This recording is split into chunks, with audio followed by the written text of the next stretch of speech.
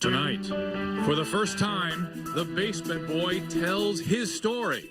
Claims of torture, daily abuse, and extreme workouts at the hands of his own parents. The Behavior Bureau sounds off. Plus, hot car baby death. Mom hires a lawyer. Does she need one?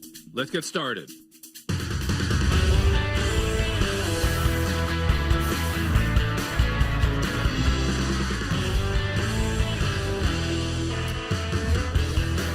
And welcome. My co-host is Sam Shocker. Coming up, we've got some breaking news on the hot car death case. It's about the dad, his job, and the insurance money. Yes, and our very own Yasmin Basugia, she's there in Tuscaloosa. She has new information, Dr. Drew, and we're going to hear it from her here first. First up here, we got the basement boy. In his own words, new documents released detailing his account. Mind you, it is this child's account of what happened. Alleged threats made by the stepmom, abuse at the hands of the father, mother, stepmom punching him. Remember that PVC pipe? Yeah. Take a look at all this. What was going on in that Detroit house where a little boy was found hiding? This 12-year-old says he was forced to complete a grueling workout twice a day, every day. He had to get up at 5 o'clock every morning. 100 push-ups, 200 sit-ups, 100 jumping jacks, 25 curls on each arm with a 25-pound weight, and thousands of revolutions on an elliptical machine. The child, Charlie, told police in isolation that he was beat with that PVC pipe. He was also struck, he said, on all other parts of his body as well. Corporal punishment is allowed under the law, and so what's determined to be child abuse versus corporal punishment, that's a fact that will ultimately be determined by a jury. Joining us, Danine Manette, criminal investigator, author of Ultimate Betrayal, Anahita Setigatfar from AnahitaLaw.com, and Claudia Jordan, TV and radio host. And Sam, I got a question. Yeah. Don't we know now what, according to the kid, what led to his going into hiding? Yeah, well, first of all, because there's a lot of different questions, Dr. Drew. So number one, what triggered this, what you just said? According to the documents that I have in front of me, Charlie says that his stepmother got upset because she believed that Charlie was lying that he did not complete his evening workout. So she told him to get out of her face, then ordered him to the basement. And there's also questions about why he has not been charged yet. Now, the district attorney told police to provide more evidence. For example, Dr. Drew, the blood test on the PVC pipe. Anahita, why no arrest? Is it just because they don't believe the kid? Well, yeah, I think that's a big issue. So far, they don't have enough evidence to prove that the father did anything here. They just have the child's statement, and that hasn't been corroborated. I think the police still need to continue with their investigation. They absolutely need to test that PVC pipe for blood, make sure that's his DNA. And like I said, corroborate this child's statement, because we don't know if he possibly has some mental issues or some other thing going on that's causing him to perhaps lie about what happened. Claudia, I'm not saying he's lying, but and by the way, what's Anahita? What is your Twitter handle, Anahita? So you can send all the hate You're telling them to send the hate tweets, right, Dr. Your Drew? way. We'll send it right your way. But Claudia, what's your hunch? Well, I initially thought from the reaction of the dad that he knew a little something more than he was leading on. And again, like she said, it's all going to come down to the testing of the PVC pipe. If it turns out that blood is on the pipe, then I think that's absolutely enough evidence to show that there is child abuse, amongst other things that are in the report with the and we've got new extra footage. Scars that the child had. Yeah, we have footage of Charlie's dad and stepmom going to court, family court today. The state wants them to be stripped of their parental rights, not just for Charlie, but the two younger children as well. Danine, come on now. Where do you fall in on this one? Well, even though there's not enough evidence to charge the dad right now, thank goodness that there's enough evidence to have that child removed, at least temporarily, from that home. I feel so sorry for him. I don't believe that the stepmom made him go down there. I think he ran away on his own. And since he ran away 3 years ago and was probably beaten profusely when he was found, I think that he was so afraid to admit that he ran away this time, and he had no real plan. He was just going to stay down there and wait it out. He could hear everything that was going on upstairs, so he knew when the police were coming with the dog, so he probably got out during that point and then came back later. But I think he just had no long-term plan. He was just hiding because he knew the longer he was gone, the more likely it was going to be that he was going to get beat worse when he got back out. So, Danine, if I hear you right, you're saying that parental abuse is the primary issue here, but this child, either because he's constructed this way or because of the abuse, is part of the dance here? We're sort of saying he had a role to play? I think that he left on his own when his stepmother, who probably really did hate him, when his stepmother told him, when your dad gets home, he's going to get you. And the kid knows what get you meant. So he went and hid in the basement with no long-term plan. And when the dad, I think the dad didn't know where he was, but he knew why he was gone. Yeah, no, I would run away too. This poor kid, and he had this secret Twitter account. Yeah, he had nowhere else. He had nowhere else to turn to. And I'm about ready to jump out of my seat, Anahita, when you say there's not enough evidence. This kid has scars all over his body. He says that he was beat so badly because of the fact that the dad used this PVC pipe. And guess what? The dad admits to using this PVC pipe. Isn't that enough evidence right there? It's not enough evidence because so far all we have right now is this child's statement that he's made to the police psychologists. And look, I'm not saying it may not turn out to be true, but the police can't just go and file charges, criminal charges against the father based on the statements that this child has given. He has physical proof. That's only what's based in. We have to be clear. All of these statements that we're talking about are allegations that are made in a court document that's filed with the state with respect to child custody and visitation issues. So, you know, it's very different standard when you're talking about family law and civil law versus criminal law, which is a much, much higher standard. Claudia. How do we not have enough evidence when the child was examined and he had scars on his butt, on his chest, on his back? There's no saying how do we know how those scars got there? How do we know that that wasn't inflicted by somebody else? How do we know that wasn't inflicted? No, he didn't actually. Yes, he did admit it, actually. He admitted the pipe. He admitted using the pipe. Yeah, he admitted using the pipe on his son to discipline him. But he didn't admit to breaking the skin. He didn't admit to the fact that these scars. Listen, He's not going to admit. Yeah, you listen, you guys. I sort of. Yes, I beat my child to draw blood. He probably doesn't think he's abusing him. That's right. I think there where there's smoke, there's fire, and listen, this is not. None of this is okay. Listen, just demanding this child abusively go through that sort of labor camp he had him in. It's just unbelievable. But more to be revealed. The next up, the Behavior Bureau is here to talk about the stepmom. Was she the one pulling the strings in this family? There's some evidence that she had quite a bit of responsibility here. And later, Hot Car Mom has hired an attorney. Is she guilty of something? Back after this. He should have come for help years ago. There's no excuse for his behavior. He's got this whole second life that he's living with alternate personalities. Tragic accident or premeditated murder. The father says he forgot to take the boy to daycare. He's allegedly sexting 6 women. Just shaking my head like, what is that? He sent a picture of his exposed erect penis. The most common term would be sexting. That is not a big deal. People sext. That's why there is a word called sexting. That's a dead person because of his sex addiction. Leanna Harris may have to defend her own actions. She didn't show any emotion. The first thing she says to the husband is, quote, did you say too much? Back with Sam, Anahita, Claudia, and Danine. The hot car child death case is developing quickly. We sent HLN's Yasmin Vasugian to Justin Harris's hometown in Alabama, and she tracked down some of his old friends. Have a look. I think he was a real good father. Why do you think he was such a good father? Because, you know, he takes, like, some dads don't take their kids out, you know, or spend time with the kids. Ross, Justin, whatever you want to call him, he spends time with and he bonds with his child. What was his personality like? High spirit. He was a high-spirited person. Yasmin is on the phone with us now. Now, Yasmin, you've been speaking to people all day who knew Justin. What are they telling you?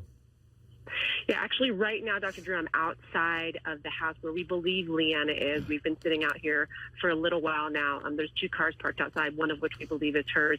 What I found out from a friend of Leanna's mom is that they allow her mom, Deborah, to stay here in a garage apartment. Deborah actually works at a library with the wife of the man who came out and spoke to me. He said he's known Deborah for a long time. He's known Leanna since she was a small child. And, you know, they're saying all the same thing. It's a great family, great girl. They were wonderful parents. They used to see Cooper out here playing with his parents all the time. It's hard to get our heads around, Yasmin. Do you ask any tougher questions? Anybody willing to sort of step up and ask how this, you know, what their theory is if they're such great parents? Yeah. Absolutely. Basically, there was a guy who I spoke to, Abraham Burton.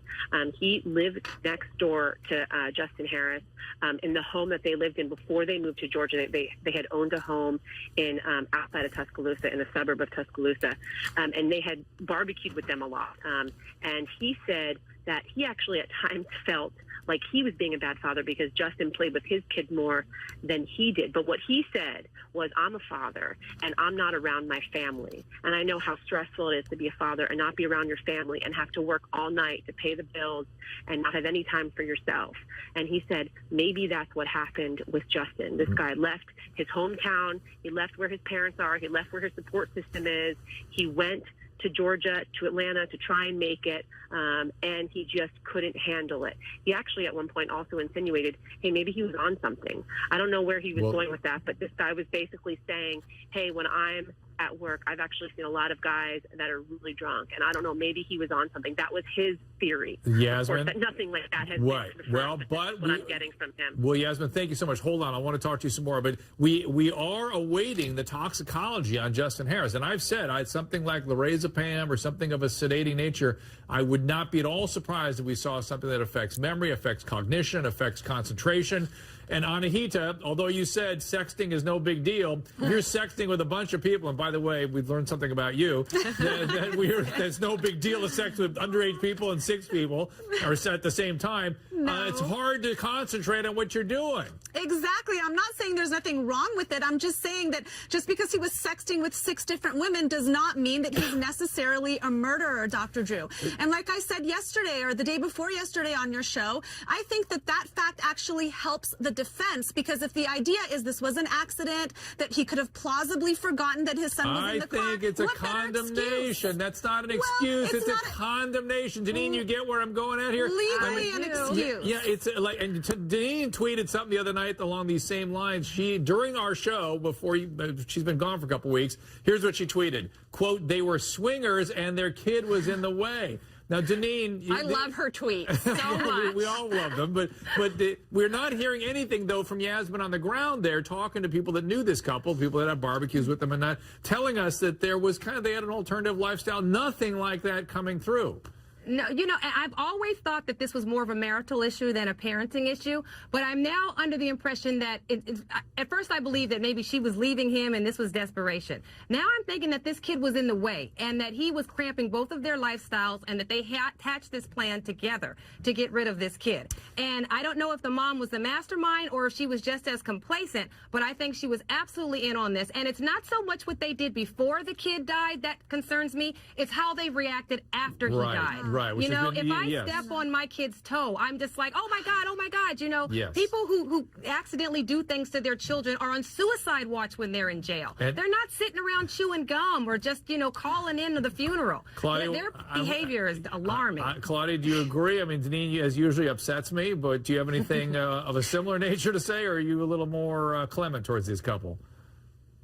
I don't know if they were swingers, but the father was definitely off the chain and doing his thing. And it seems like the mom may be a little bit more upset with maybe his sexting than the death of the child. Now that she has hired an attorney, when no charges have been filed against her, maybe the stuff that's come to light with all the sexting has maybe made her more angry, because she certainly doesn't show any kind of sadness or any emotion with, the death of her child. Samantha, seems like you agree with that. Yeah, I think that, mommy needs to lawyer up based on her odd behavior. And I wouldn't be surprised. I mean, listen, I think the police are already digging and building a case against her, but I wouldn't be surprised if they use her as a pawn to somehow convict, give them more information, convict her husband so she can save her own ass, or vice versa. I think it could get really dirty. Oh boy! All right, hey Yasmin, hang in with you, Sam. Yasmin, stay with me. I maybe need to talk to you in this next panel. Now, let's say this whole thing was an accident. Is that even possible? Can we imagine a way that was possible with all those computer searches and things about Sizzlers and horrible things about? And later, I've got an equally horrible story. A mom, a dad, 4 kids tied up and executed. We're going to speak to someone who knew the accused killer and the victims. Be right back.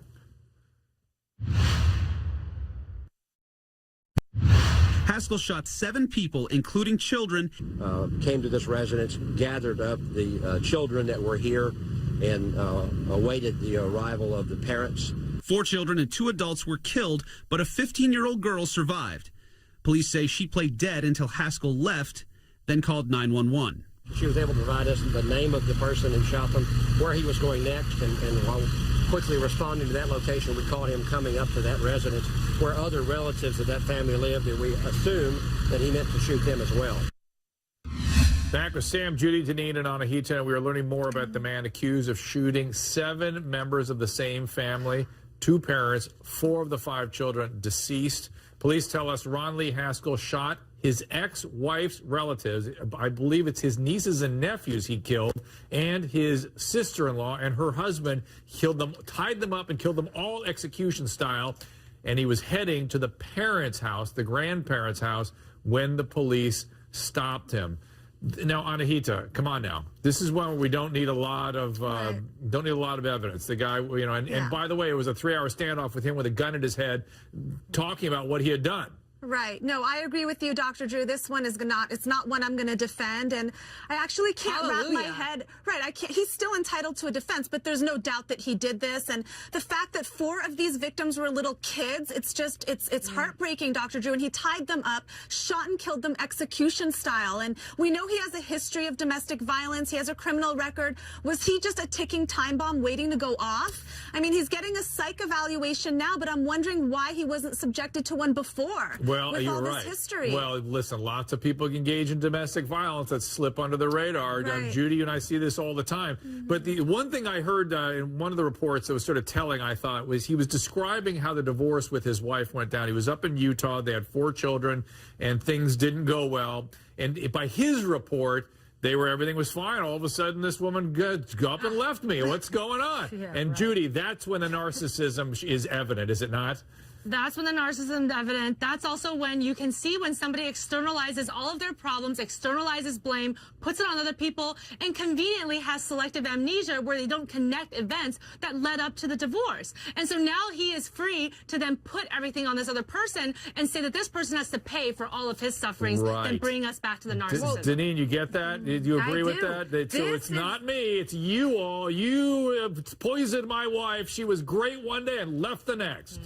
This is why domestic violence calls are the most dangerous things for law enforcement to handle, because they're unpredictable, they're volatile, you don't know what you're walking into. And when we talk on this show about how come there were so many police subduing someone in a domestic violence situation, because you don't know if this person's going to go off. Right. This guy felt like he had nothing to lose, everything was taken from him. And you know why he didn't kill himself? Because he wants to be able to watch the reaction of his ex-wife, because she's going to be so hurt about this, and he wants to sit in jail and watch this happen.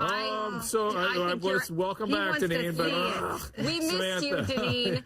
But Dr. Drew, I mean, this is vengeance, simple as that. I mean, this sister-in-law, his sister-in-law, that he took her life as well as her family's. It was the same sister-in-law that went and essentially rescued her sister, his ex-wife, from this situation. She moved her out of the house. She moved her into a completely different state. So obviously he's been harboring that, and he has resentment towards it. And he wanted to take her life as well as her family's. Now on the phone, I have Jennifer Schaefer. Jennifer is a friend of all the family members involved in this case. And full disclosure, she works with my wife on a podcast. It's entitled Calling Out with Susan Pinsky. And Jennifer, I was shocked to hear that you knew this family, and I appreciate you coming on to discuss it. You lived across the street from Ron Haskell growing up. Can you tell us about him? Yes, I did. And it was, believe me, I've been a very difficult day. But, his family actually is a wonderful family. They are very well loved. Were there concerns about this kid growing up? Did he, manifests behaviors or concerning relationships or attitudes or substances or something? Help us understand this. No, actually, he did not. He did not. That didn't happen till later. Oh, in his life. What happened later? Well, with him losing his job in January, and with certain things that happened, of course, him being abusive.